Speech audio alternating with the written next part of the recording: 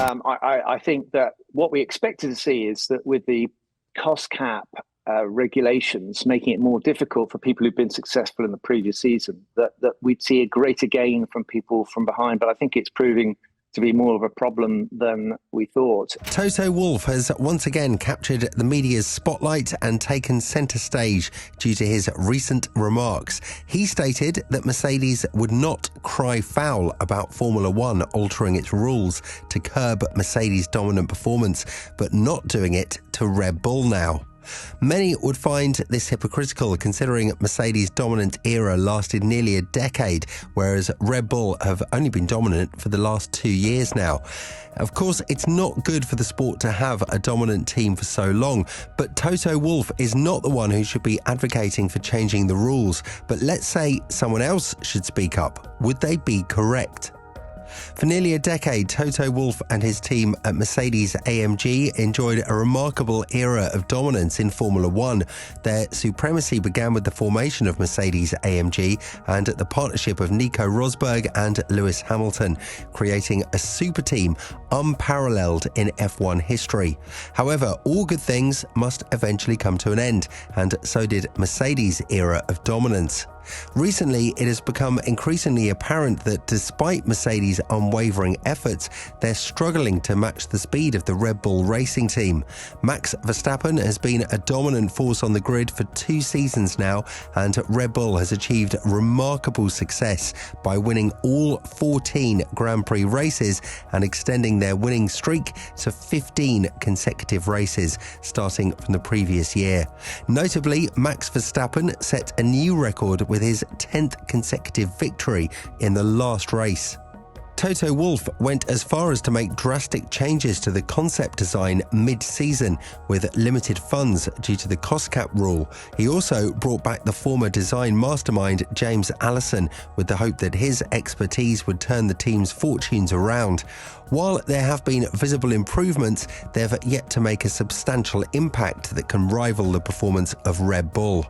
Despite facing mounting pressure from both the media and Red Bull, Toto Wolff, the team principal of Mercedes, has chosen not to engage in a public dispute. He's stated that Mercedes will refrain from complaining about Red Bull's dominant performance in the 2023 season, even though they've faced setbacks from previous rule changes. Toto believes that certain rule changes introduced in the past were aimed at breaking Mercedes' dominance in Formula One. This was particularly evident in 2020 when Mercedes secured both championships for the 7th consecutive year. According to Wolff, one reason they lost the 2021 Drivers' Championship was due to these regulations, which were designed to reduce Mercedes' advantage. The changes, such as cutting the car's floor, were implemented towards the end of the 2020 season to hinder Mercedes' performance. As a result, Mercedes faced tougher competition in 2021, particularly from Red Bull. However, Mercedes made some adjustments during the Silverstone race, which improved their car's potential and allowed them to re-enter the championship battle. Overall, Wolff suggests that these rule changes were clearly intended to reshape the competitive hierarchy in Formula One. I think we probably lost the 2021 Drivers' Championship for many reasons, he said. One was the final race. Formula One's owners, Liberty Media, aimed to create more competitive racing among teams by introducing a budget cap in 2021 and updating technical regulations the following year. Toto Wolff, as a team principal, doesn't think there should be rushed changes to counter Red Bull's success. Red Bull has won almost all of the 21 Grand Prix races held in the past year, except for one. Wolff believes that in Formula One, it's essential to avoid hastily altering the rules just because one team, like Red Bull with Max Verstappen, is dominating. He sees Formula One as a merit-based competition where if a team follows the rules, whether they're technical, sporting or financial, and succeeds, they deserve recognition and praise.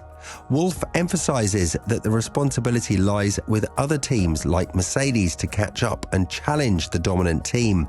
He acknowledges that this process may take time, but believes it's the natural course of competition.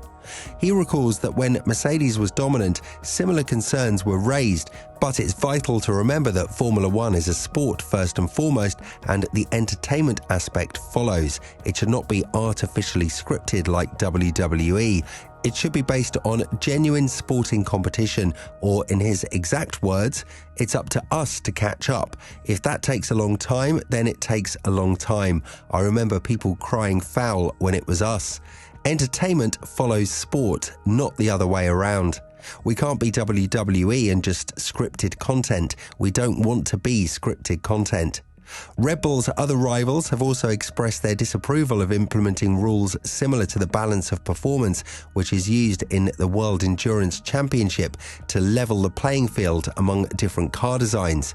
Frederic Vasseur, who serves as the team principal of Ferrari and also competes in the World Endurance Championship, has shared his view.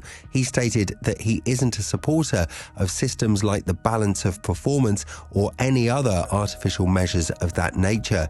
He believes that such approaches are fundamentally contrary to the essence of Formula One.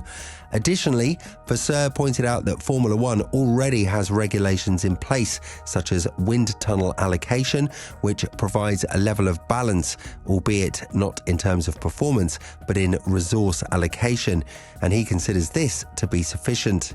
McLaren's team principal, Andrea Stella, shares the sentiment that they don't want any assistance to catch up with Red Bull. They prefer to bridge the gap through their own efforts. They embrace the challenge and see it as their goal for the coming years. Red Bull, on the other hand, anticipates that their competitors will narrow the performance gap even without significant rule changes until 2026. They mentioned that the current regulations, including technical, sporting and financial aspects, are relatively stable. While there may be some adjustments in the financial category, they don't foresee any major game-changing rule alterations in the near future. Red Bull acknowledges the potential for convergence among the teams, as demonstrated by McLaren's recent progress. Despite Red Bull's successes, they believe Formula One races remain entertaining, and significant rule changes are already planned for 2026. What stands out to me the most is my disappointment with Mercedes as a team. Toto Wolff, Lewis Hamilton, and at times even George Russell. It appears they're struggling to cope with their current situation, and it feels like a shared sense of disappointment. The sport has certainly benefited from rule changes and budget caps, and one team, along with one driver, seems to have mastered it exceptionally well.